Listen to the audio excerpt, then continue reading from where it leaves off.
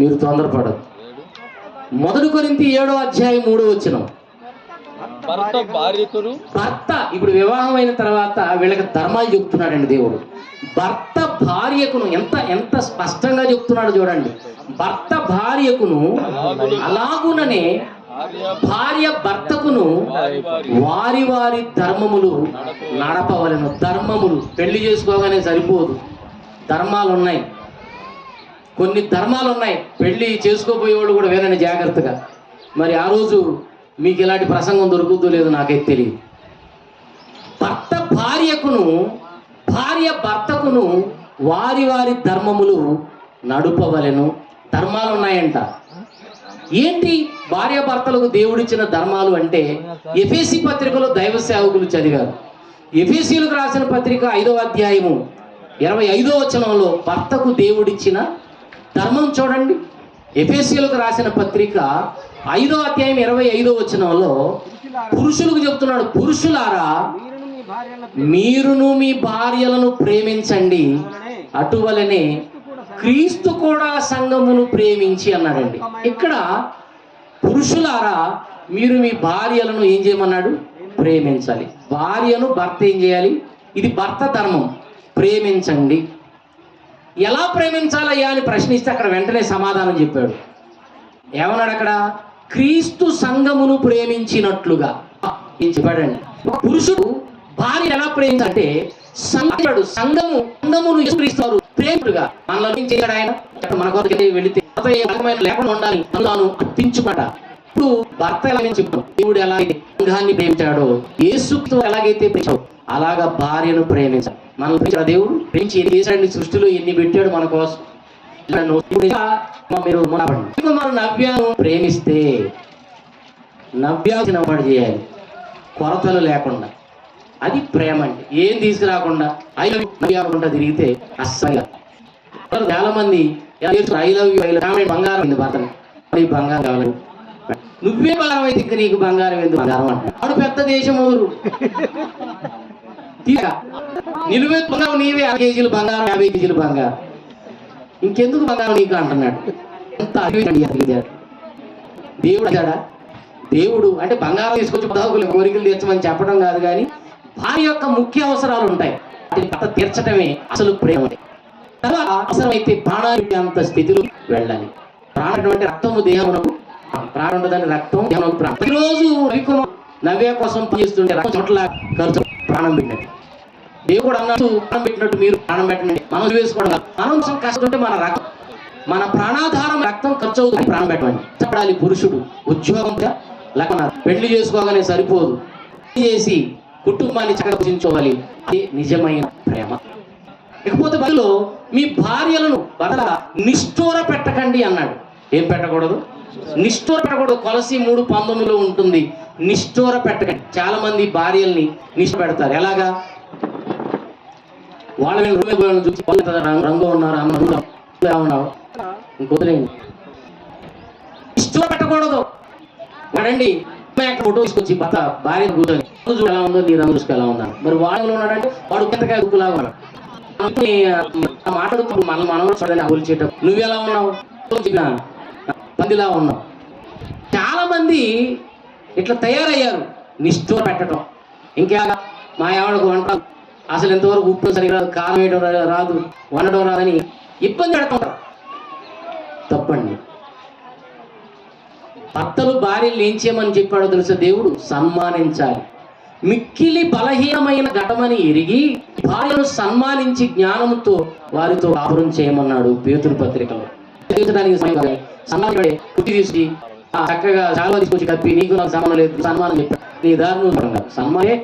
మీరు దీర్ఘాయుష్మంతులకు మీ తల్లిదండ్రులు ఏం చేయమన్నాడు? సన్మానించమన్నాడు. అది మీకు అర్థమైతే భార్య సన్మానించడం మీకు సన్మానించడం అంటే ఉత్తపంలోకి వెళ్ళిన తర్వాత వాళ్ళ అనాథం ఉన్నప్పుడు వాళ్ళ బాగు చూడాలి. అది సమాజం. అలాగే భార్య గురించి ధర్మం చెప్తాను. ఎఫెసీ 5:22 భార్యకు దేవుడిచ్చిన ధర్మాన్ని చూస్తే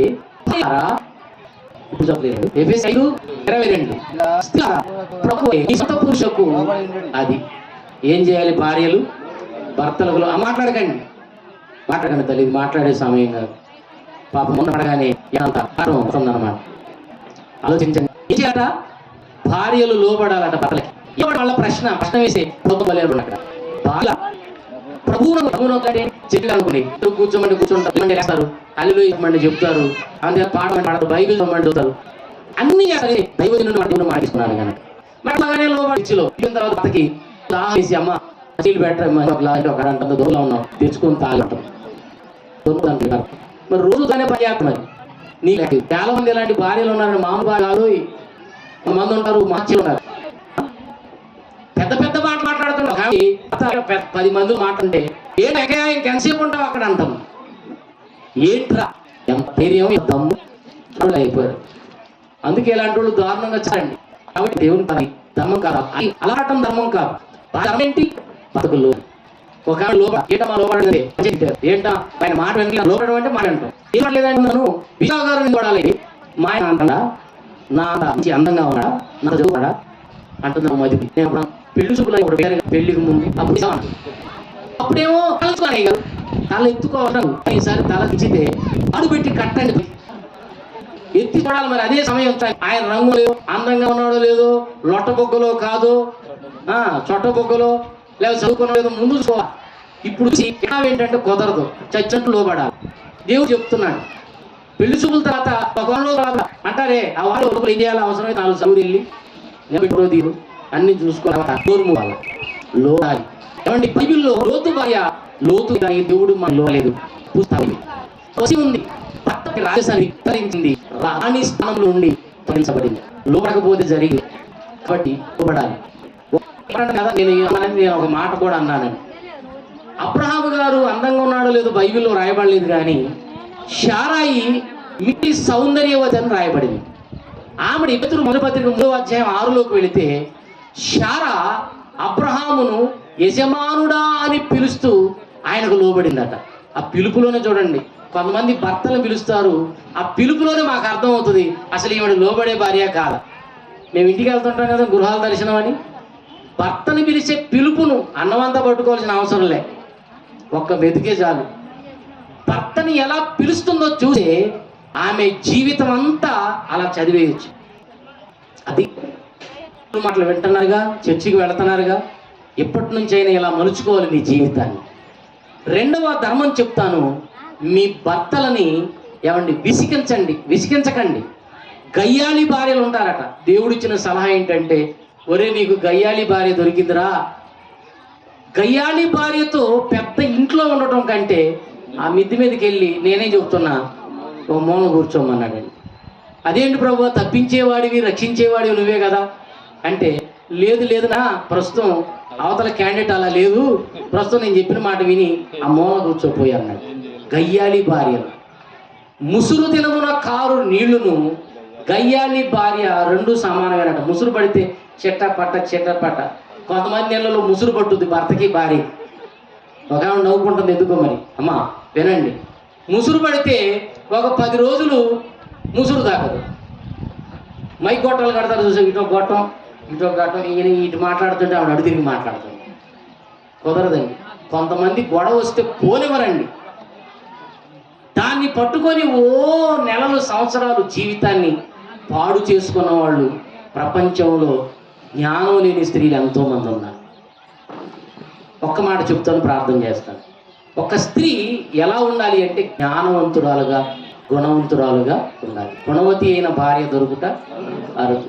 అది చెప్పింది ఎవరో తెలుసా? సొలొమోను గారు. పాపం ఆయనకి గుణవతి దొరుకుద్దేమోనని 1000 మందిని చేసుకున్నాడు. దరిద్రానికి ఒక్క గుణవతి దొరకలేదు, మొత్తం విగ్రహార్థం వైపు మళ్ళించాడు. అందుకే చివరిలో అంటాడు ఆయన, వ్యర్థము ఈ 1000 మంది కూడా వ్యర్థమే అన్న. చూసా కనుక సామెతలు 14:1 జ్ఞానవంతురాలు తన ఇల్లు కట్టును, మూఢురాలు తన ఇంటిని తన చేతులతో ఓడబెరుగు. మరి నవ్య జ్ఞానవంతురాలుగా ఉంటుందో మూఢురాలుగా ఉంటుందో నాకైతే తెలియదు. ఇక అంతా ఆ రవికుమార్ చేతిలో ఉంది, ఆవిడ చేతిలో ఉంది. జ్ఞానవంతురాలైతే ఇల్లు కడుతుంది, ఇటుకలతో కాదు వాక్యంతో. ఇల్లు అంటే అత్త పిల్లలు కుటుంబం చక్కగా. కొంతమంది చూడండి ఇల్లు ఎంత శుభ్రంగా ఉంటాయి, అది ఇల్లు కట్టుకోవడం అండి. కొంతమంది ఇళ్ళలో పోతే ఈగలు మోత గబ్బు వాసన వస్తుంది, 2 రోజుల్లో జ్వరాన్ని పడిపోతారు. వాళ్ళు శుభ్రంగా ఉండరు, ఆ ఇల్లు శుభ్రం ఉండదు. ఆ పిల్లల్ని తీసుకెళ్ళి ఎక్కడో పడేస్తుంటారు, వాడు మొత్తం మసిబుగ్గులా మొత్తం అలా కనపడుతుంటాడు. జాగ్రత్త ఉండదు. ఇల్లు కట్టుకోవడం తెలియదు, ఓడ పెరుక్కోవడమే అంతా. కాబట్టి జ్ఞానవంతురాలుగా ఉండాలంటే చర్చికి రావాలి, దేవుని మందిరంలో దేవుని వాక్యాన్ని వినాలి. వీళ్ళిద్దరూ 3 పేటల తాడు త్వరగా తెగిపోదని మనం చదువుతున్నాం. వీళ్ళిద్దరు 2 పేటలు అయితే తాడులో 3వ పేటగా వాళ్ళ మధ్యలో దేవుడు ఉంటే ఇక అది తెగిపోదు. కానా వివాహంలో యేసుక్రీస్తు వారు పిలువబడ్డారు. ఆ యొక్క వివాహములో కొరతను ఆయన తీర్చినట్లుగా వీళ్ళ కొరతలు కూడా ప్రభు ఉంటే వాళ్ళ కుటుంబంలో తీరుస్తాడు. ప్రభు నమ్ముకొని, మరి బాప్తిస్మాలు తీసుకున్నారో లేదు నాకు తెలియదు, తీసుకొని రాబోయే రోజుల్లో సంఘంలో ఇప్పుడు చెప్పాను కదా, దేవుని పని కోసమే జతపరచబడ్డారు, దేవుని కోసం పిల్లలు కనడానికే జతపరచబడ్డారు, పడిపోయినప్పుడు లేవనెత్తుకోవడానికే జతపరచబడ్డారు. ఈ సత్యాలు తెలుసుకొని నేను చెప్పిన ఆ బైబిల్లో ఉన్న ధర్మాలను పాటిస్తే నిజంగా వీళ్ళ కుటుంబం సంతోషంగా సమాధానంగా ఉంటుంది. ఈ దేవుని చేత జతపరచబడిన వారు జీవితంలో మరి ఇప్పుడు వేరవటానికి వీలు ఉండదు, అవకాశం ఉండదు. కనుక దేవుడు వీరిని ఆ విధంగా ఎప్పుడు కలిసి ఉండే విధంగా ఆశీర్వదించాలని మనసారా కోరుకుంటూ ఈ మాటలు ముగిస్తున్నాను. చిన్న ప్రార్థన చేసుకుని వివాహంలో త్వరగా ముందుకు కొనసాగుదాం. చిన్న ప్రార్థన. పరిశుద్ధుడా, ప్రేమ నమ్మకం కలిగిన తండ్రి, మీ ఘనమైన నామమునకు వందనాలు. మంచి మాటలు మీ పిల్లలకు చెప్పాను, అర్థం చేసుకొని ఆ మాటలను అనుసరించి ప్రతి ఒక్కరూ మీ కొరకు ఉన్నతంగా బ్రతుకులాగా సహాయం చేయండి. ముందున్న కార్యములో తోడుగా ఉండమని యేసు నామమున ప్రార్థించి వేడుకొనిచున్నాం తండ్రి, ఆమేన్. వివాహములో మనం కొనసాగుదాం. వివాహ ప్రకటన చదువుతున్నాను. ఇది చివరి వివాహ ప్రకటన. వివాహ ప్రకటన. తెలంగాణ రాష్ట్రం, సూర్యాపేట జిల్లా, చింతలపాలెం మండలం, రేబల్లి గ్రామ కాపురస్తుడు డెక్కెం దేవదానం గారి కుమారుడు రవికుమార్కును గుండెబోయిన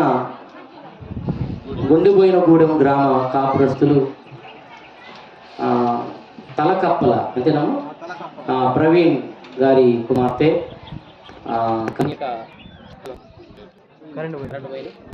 నవ్యకును జూన్ నెల 13వ తారీఖు గురువారం 10:30 గంటలకు రేబల్లె గ్రామంలో వరుణి స్వగృహమునందు దైవజనులు ఏ విజయరావు గారిచే వివాహ కార్యక్రమం జరుపుటకు పెద్దలచే నిర్ణయించబడెను.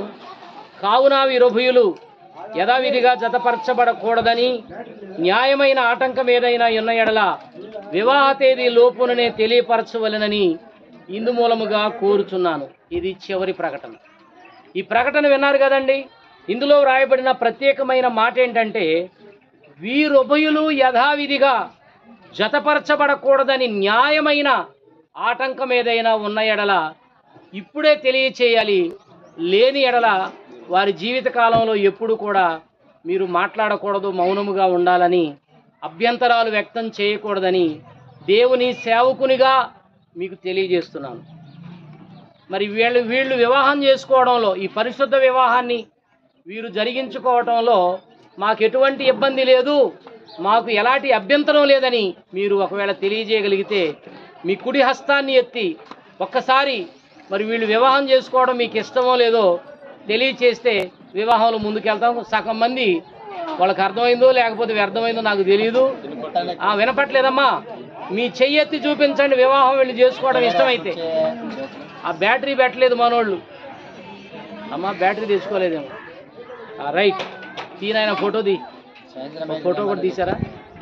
మరి అవే సాక్ష్యాలు. మీరు కూర్చుంటే అట్లా కూర్చుంటప్పుడేమో అడుగు తిరిగి అన్నాం, ఇప్పుడు ఎడు తిరిగి తీసేయట్లేవు. చేతండమ్మా అది ఓకే. మీకు అందరికి వందనాలు. మీ యొక్క మరి అభిప్రాయాన్ని తెలియజేశారు, మీకు వందనాలు. అభిప్రాయాన్ని తెలియజేశారు కనుక మరి వివాహం యొక్క ఉద్దేశాలు, పద్ధతులు ఉన్నాయి, వాటిని కూడా చదివి వినిపిస్తాను. ఆ పద్ధతుల ప్రకారంగా మనం వివాహంలో ముందుకు కొనసాగుదాం. వివాహం యొక్క పద్ధతి. మిక్కిలి ప్రియులారా, ఈ వివాహము ద్వారా ఈ స్త్రీ పురుషులిద్దరిని జతపరచుటకు మనము దేవుని సన్నిధానమందు కూడి ఉన్నాము. వివాహ పద్ధతి దేవుని చేత ఏర్పాటు చేయబడినది కనుక అందరూ ఈ పద్ధతిని గౌరవింపవలెనని పరిశుద్ధ గ్రంథము తెలుపుచున్నది. మన ప్రభు అయిన యేసుక్రీస్తు గలిలయలోని కానాలో జరిగిన వివాహమునకు వెళ్ళుట ద్వారా దీనిని ఆశీర్వదించి ఉన్నాడు. సృష్టి ఆది నుండి వారిని పురుషునిగాను స్త్రీనిగాను కలుగజేసెను. ఈ హేతువు చేత పురుషుడు తన తల్లిదండ్రులు విడిచిపెట్టి తన భార్యను హత్తుకొనును, వారిద్దరూ ఏక శరీరమై ఉందురు గనుక వారికను ఇద్దరుగా ఉండక ఏక శరీరముగా ఉందురు. కాబట్టి దేవుడు జతపరిచిన మనుషులను ఏ మనుషుడు వేరు చేయకూడదని యేసుక్రీస్తు వారు తెలియజేస్తున్నారు.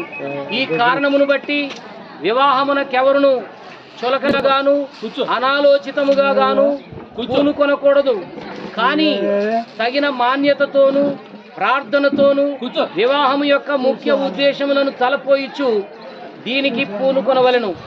వివాహము యొక్క ముఖ్య ఉద్దేశములు భార్యాభర్తలిరువురు తమ జీవితకాలం అంతయు ఒకరికొకరు తోడుగా ఉండి కలిమియందును లేమియందును పరస్పర ఆదరణలు కలిగించుకున్నట్లు వివాహము నిర్ణయించబడినది. దేవుడే మానవుని యందున్నట్టు క్రీస్తునందు విమోచనము ద్వారా సహజ కోరికలను అపేక్షలను దేవుడు పవిత్రపరచి యుక్తముగా ప్రవర్తించున్నట్లు ఈ వివాహము నిర్ణయించబడినది.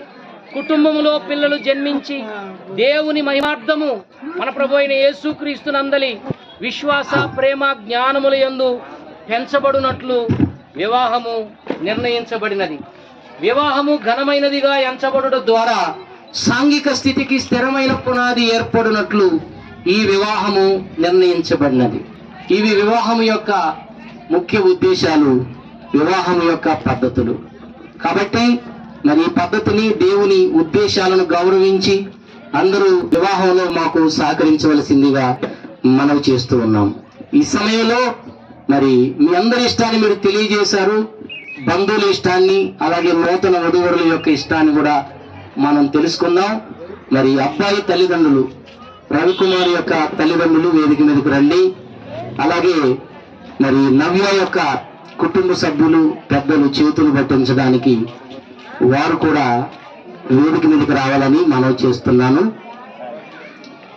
త్వరగా పెళ్లి కుమారుడు యొక్క తల్లిదండ్రులు, అమ్మ తల్లిగారు ఎక్కడ ఉన్నారు? రండమ్మ రండి. తర్వాత మరి అమ్మాయి చేతులు పట్టించడానికి పెద్దలైన వారు వచ్చినట్లయితే మరి వివాహంలో ముందుకు సాగుదాం. 10 నిమిషాల్లో వివాహం అయిపోద్ది. అరవై పట్టండి. అమ్మ లేచి నిలబడండి, మీరు ఇట్లండి, ముందుకు రండి, ఒక 2 అడుగులు ముందుకి. అబ్బాయి తల్లిదండ్రులు అబ్బాయి వైపు ఉండండి, అమ్మాయి వాళ్ళు అమ్మాయి ప్రక్కకు రండి. చేతులు పట్టించేది ఎవరమ్మా?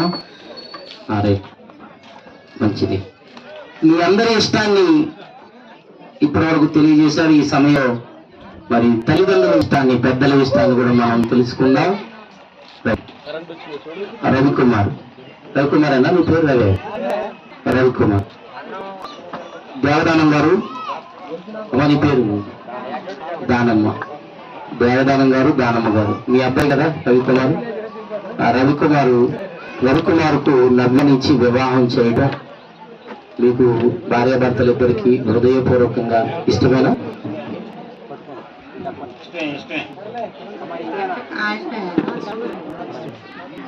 మంచిది. తల్లిదండ్రులు మరి పెళ్లి కుమారుడు తల్లిదండ్రులు తమ ఇష్టాన్ని తెలియజేశారు. అలాగే మంచిది. మరి నవ్య కుటుంబ సభ్యులు ఉన్నారు. మీ పేరండి? నరేష్. అమ్మ నీ పేరు? మరియమ్మ. నరేష్ గారు, అమ్మాయి అవుతుంది మీకు? బిడ్డ అవుతుంది. మరి మీ కుమార్తెను నవ్యను మరి రవికుమార్కి ఇచ్చి ఈ పరిశుద్ధ వివాహం జరిగించడం మీకు హృదయపూర్వకంగా భార్యాభర్తలకు ఇష్టమేనా? తీసుకోండి. ఇష్టమే. మీరు చెప్పండి. ఇష్టమే. అందరికి వినపడింది కదమ్మా. పెద్దలు కూడా వాళ్ళ ఇష్టాన్ని తెలియజేశారు. మరి ఈ సమయంలో పెళ్లి కుమారుడు పెళ్లి కుమార్తె ఇష్టాన్ని కూడా మనం తెలుసుకుందాం. కొంచెం మీరు ఎదురు బదులు రండి, నాన్న ఒక అడుగు యువతలకేయండి. మీరు వెనక్కి ఉండండి అమ్మా. అబ్బాయి పట్టుకున్నాను. ఎదురు బదులు ఒకరి వైపు ఒకరు చూస్తూ నేను అడిగింది చెప్పాలి. ఓకే. రవికుమార్ ఎదురుగా ఉంది కదా నవ్య. పేరేంటి? నవ్య. నవ్యని ఇట్టి పరిశుద్ధ స్థితిలో మరి దైవజన సమక్షంలో, దేవుని సన్నిధానంలో, బంధువుల సమక్షంలో వివాహం చేసుకోవడం నీకు హృదయపూర్వకంగా ఇష్టమేనా? నాకు హృదయపూర్వక ఇష్టం. ఇష్టమేనా? బాగా మంచిది. వినపడిందమ్మా మీకు? వినరాలేదంట. అది దగ్గర పెట్టుకో. నాకు ఇష్టమే. ఇష్టమేనట. మీరు క్లాప్స్ కొట్టండి ఒకసారి. మంచిది. మీరు క్లాప్స్ కొట్టారంటే మరి తృప్తి పడ్డారని అనుకుంటున్నాం. ఇప్పుడు నవ్య చెప్తుంది. మైకీనా నవ్య ఎదురుగా నిలబడ్డారు కదా రవికుమార్. మరి రవికుమార్ను ఇటు పరిశుద్ధ స్థితిలో వివాహం చేసుకోవటం నీకు హృదయపూర్వకంగా ఇష్టమేనా? ఇష్టమే. గట్టిగానే చెప్తుందండి. వినండి కదా? వినలేదమ్మా? మళ్ళీ ఒకసారి అంటే చెప్పండి. ఇష్టమే. ఓకే, గట్టిగా క్లాప్స్ కట్టండి.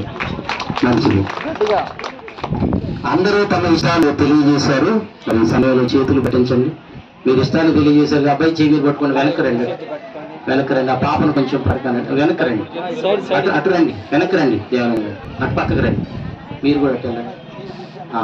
అలా ఉండండి. అలా ఉండండి. మీ అమ్మాయి కుడి చేయి మీరు పట్టుకోండి. అబ్బాయి కుడి చేయి మీరు పట్టుకోండి. చేతులు పెట్టండి. అబ్బాయి చేతికి అమ్మాయి చేతిని పెట్టండి. మీ చేతులు అలా పెట్టండి. పైన క్రింద కొంచెం అందరూ పడేటట్లు కొంచెం నవ్య జరుగా మీకు ఒకటి మీరు అట్లా ఉండండి. చూడండి అందరూ ఒకసారి నవ్వండి. ఇక్కడ చూడాలి. కొంచెం ఎనికి జరగండి. అది ఒకే